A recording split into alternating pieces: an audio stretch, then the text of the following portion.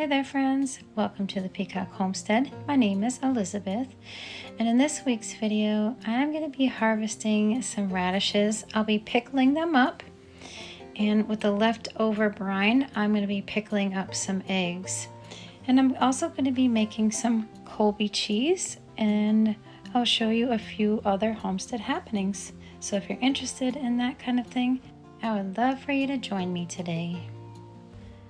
So I'm super pumped up that I have radishes this year. So in the years before, we've been gardening for 10 years now, and the years before we've tried radishes and we've always put them in the front yard, but this year we put them in the backyard and they're doing so amazing. This is the biggest yield that I've gotten so far in the 10 years that we've been living here, because usually they end up bolting, but I love the little pods that come out of these. You can put the radish pods in your salads and they are so delicious.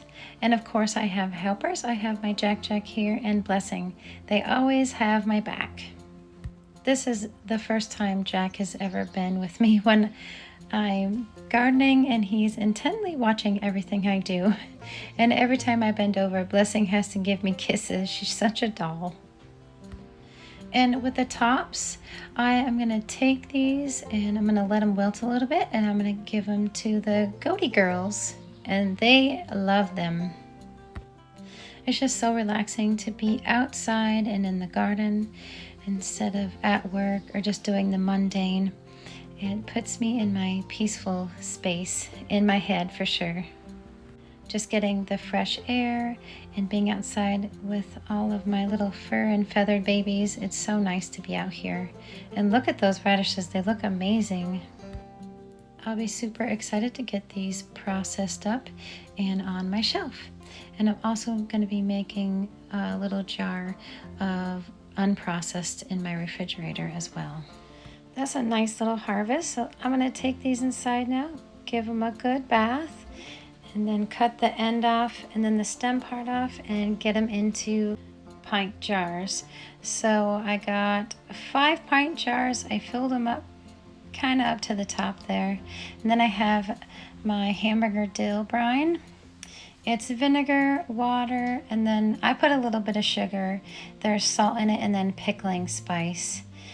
And I'm just gonna ladle these up pretty high up. I'll give it a third space at the top and what you call head space for the top, and then get to ladling these jars. And then I'm gonna just clean the rims and then put the lids and the rings on finger tight. And I'm using a steam canner. That's what I have behind the jars there. I'm gonna process this for 10 minutes.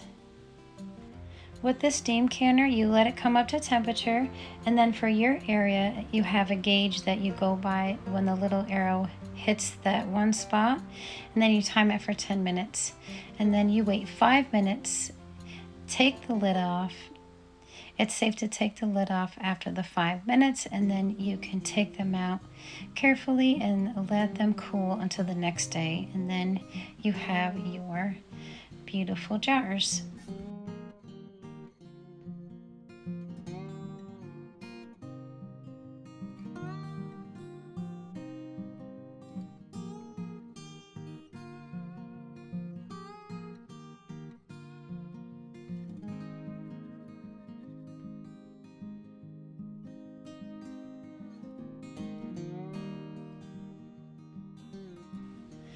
All right, these are all done. I'm going to take these out and let them cool until tomorrow. And then, of course, I'm going to pop one open and try it.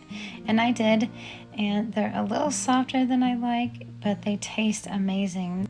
So I'll let them marinate for a couple weeks, and then we'll start using them to put them on top of pizzas and in our salads.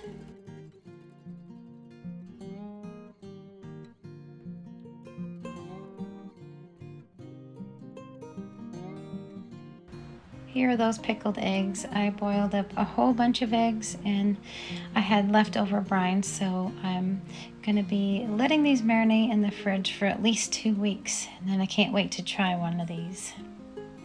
Hamburger dill pickled eggs.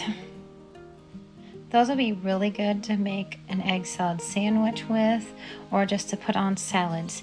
And speaking of salads, I'm using up the last of my store-bought salad, and the next time you see us eat salad, it's going to be the lettuce from the garden. But I have my homemade cheese grated on top. I have some cheddar cheese, and I also had radishes in there with salt and pepper. That was delicious. And I decided to bake some bread and store some away in the freezer to have for breakfast on the go. And that is my Homestead banana bread. And my goatee girls, Tiana and Luna, they're doing so wonderful acclimating to the homestead. They love it here. And of course, they're already spoiled little girls, but it's worth it. And I'm trying to get my hands on them every day and work with them. And they're doing great.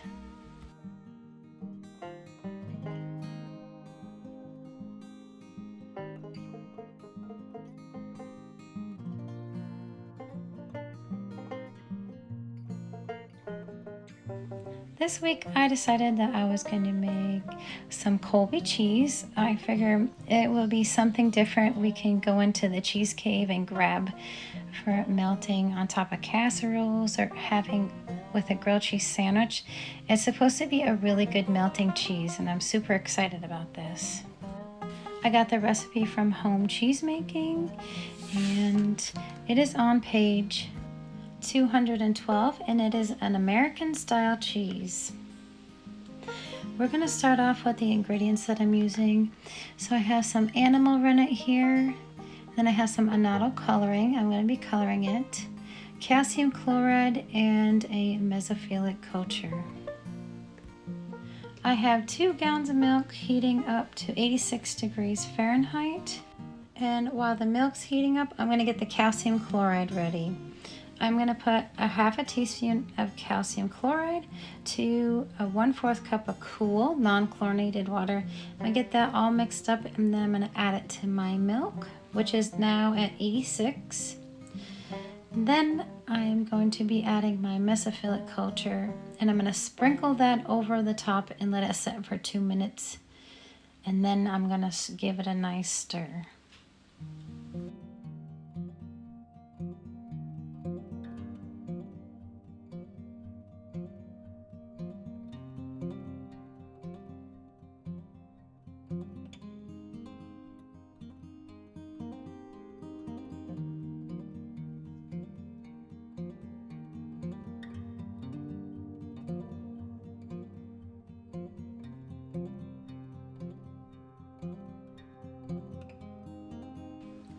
And now I'm going to get 1/4 cup of non-chlorinated water.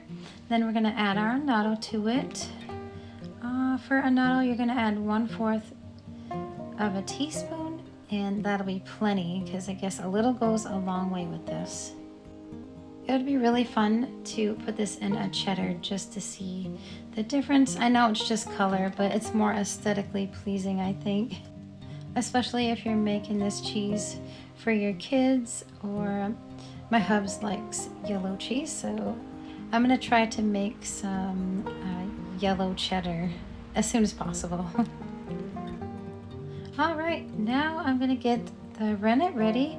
So I'm gonna add a 1/4 cup of cool non-chlorinated water, and then a half a teaspoon of rennet. And when you add the rennet, you just add it slowly, and then you thoroughly mix, like you take your spoon and you go up and down in the pot and then kind of around, but no more than 1 minute, but I usually do for about 30 to 35 seconds.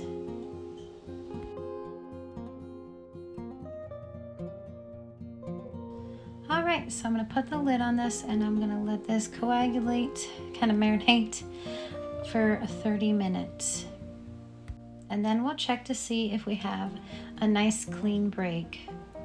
So let's see if we have a nice little clean break here.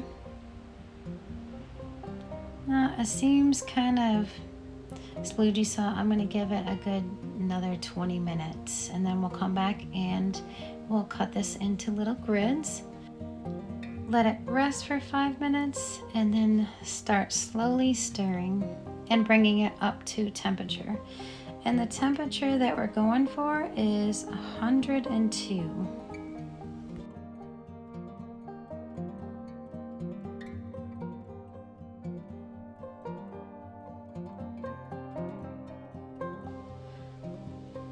to slowly stir this until I get it up to 102 degrees. And you want to rise the temperature 2 degrees every 5 minutes over the next 30 minutes, and slowly, continuously to stir that so it doesn't get all matted up. You want the curds to cook nice and slow so they don't overcook on the outside and undercook on the inside. You want a nice boingy curd.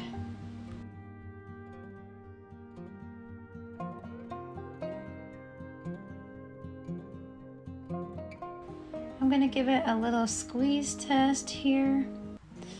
I have it up to 102 and I've been stirring it for 15 to 30 minutes. And it looks like it's not squeeging out of my fingers and it's crumbling. I think it's good to go. So the next step is I am going to take some of this whey out, and this is what you call washing the curds. And then I have some water here on the side. I'm going to pour in. So I'm going to take half of the curds out, and Blessing is messing with me. She wants to sit right underneath me, of course. So I'm just taking the whey, enough whey out to be level with the curds. And I'm going to gently stir in 75-degree Fahrenheit water. And I'm going to bring these curds down to 90 degrees. And then once I get that down to 90 degrees, I'm going to take some more whey out until it's level of the curds. And then I'm going to bring this temperature down to 60 degrees. And then I'll let it set for 15 minutes. And then we are going to strain all the way out and get these curds in the press.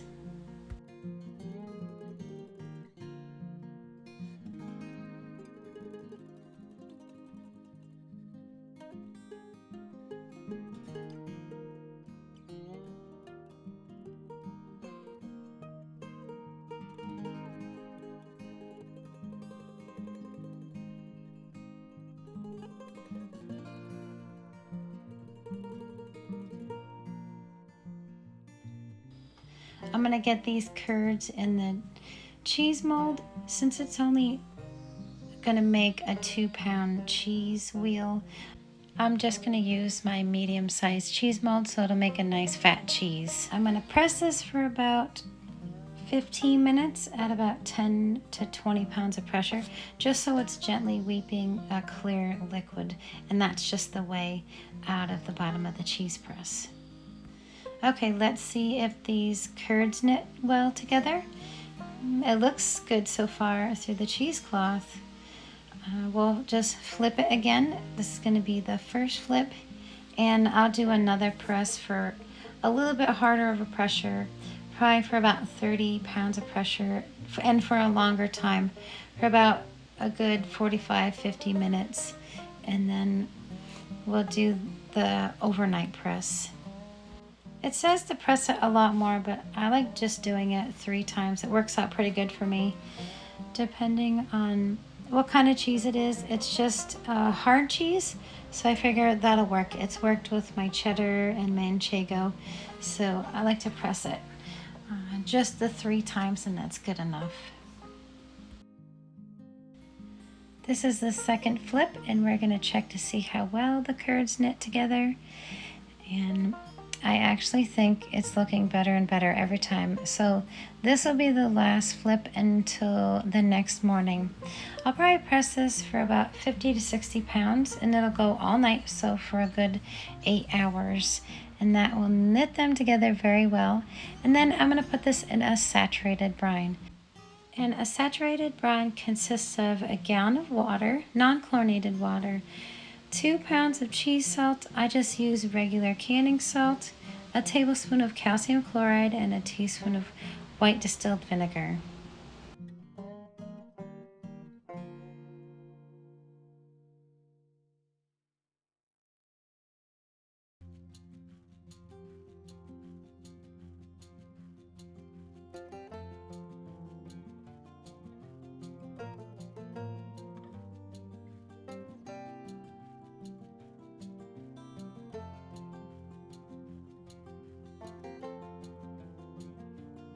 It is the next morning, and I have a feeling I'm going to be super psyched on the reveal of this Colby cheese.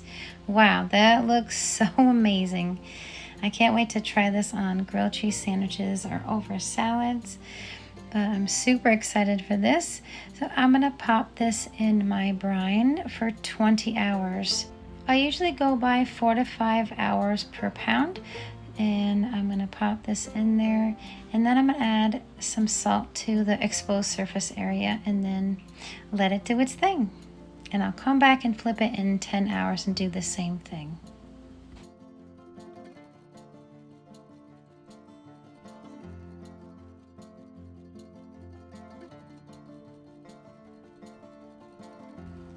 Let's check on this Colby, and we're gonna take it out of the brine. And then I'm gonna let it dry with a picnic saver over the top so the buggies can't get to it. I'll let it dry for about 1 to 2 days, and I'm gonna flip it twice a day so it's nice and dry on both sides. And then we'll vacuum pack it up, pop it in the cheese cave, and wait for it to age. And if it's not to our liking, we'll pop it back in the cheese cave and just let it go. Because I plan on making more, I just want to make sure that we really like this, and then I'll make a 4-pound Colby. But it's been a couple days, and now I'm going to vacuum pack it up and definitely label it. I've been keeping a journal, a cheese journal, and I'm writing down every cheese that I make so far in this, so I'm super excited about keeping track of that. And this will be a good addition to our cheese cave. I have a handful of cheeses now in my cheese cave, and I'm trying to keep track of it with my affinage and my journal, so it's working out pretty good. With all the cheese making that I've been doing and keeping up with the garden, I do work all week as well. We have a lot of irons in the fire because we have still the kitchen that we need to remodel, and we're going to try to put the fireplace in for the winter, so that'll be really nice. And we're both talking about it. We'd like to put a deck in the back, and we're still working on the shed. So we have lots to do still. It's overwhelming, but you just do it a day at a time, and whatever you can get done, you get done, and you just keep chipping away. I just want to thank you so much for coming along with me and being here. I hope you're all having a wonderful week. Many blessings, and I'll see you on the next video, friends.